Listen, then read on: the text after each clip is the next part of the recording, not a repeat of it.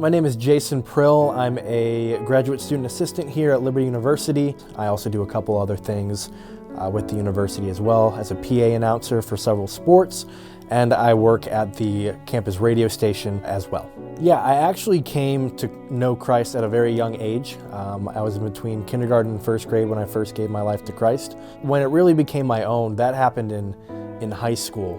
And so leading up until then, my life really revolved around my identity and who I was. Also revolved around sports. Those were the two things that were really the central focus and what I cared most about.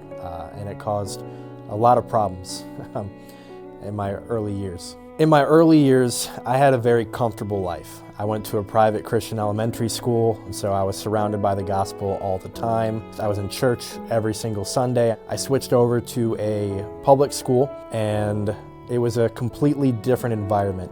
I didn't have any friends. I was having trouble connecting with people. I was kind of torn between wanting to be popular and wanting to be liked and wanting to be in the in crowd. And so I was kind of caught in between a crossroads of which way I wanted my life to go. A time when it was difficult for me to believe in the Lord was actually during that period. So I was doing everything I could to change everything about myself so that people would like me. It was really hard or difficult for me to trust that God was going to bring people into my life and people around me to uplift me and support me and just love and care for me. It was a dark moment in my life as I questioned whether God even cared, because in those moments I didn't have any, and I really questioned whether God was faithful in His promises. The resolution of that crisis really came after my freshman year. My youth group, we went to a conference out in St. Louis called the Life Conference. If I'm completely honest, I don't remember what was said or what was talked about. I just remember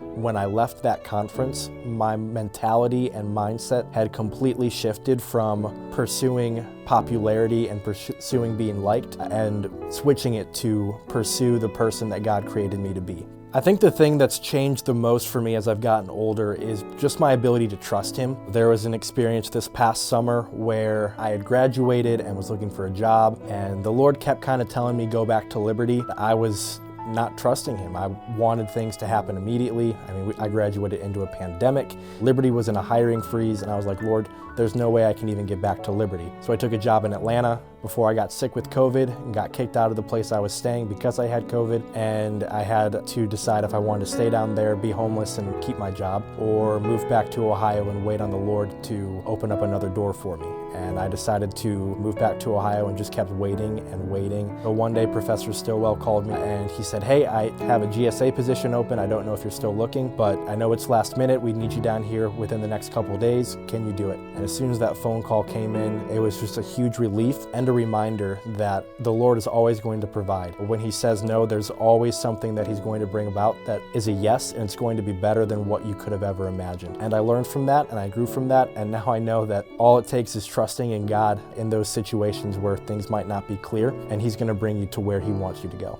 Every single day, my faith plays an important part into who I am and what I do. I mean, my job as a GSA, I'm interacting with people who may or may not know Christ. Yes, I work at a Christian university, but that doesn't mean anything. Every single day, I have an opportunity to present Christ in my actions, in my lifestyle, in the way I talk to people, and as important for me to live out a life that is honorable to Christ. That way others who may not believe can see that and hopefully find Christ themselves through maybe a conversation or just a kind word or a smile or a laugh or just intentional interaction. So every single day, every action and every interaction that I have is out of the motivation that this person, I want them to experience Christ.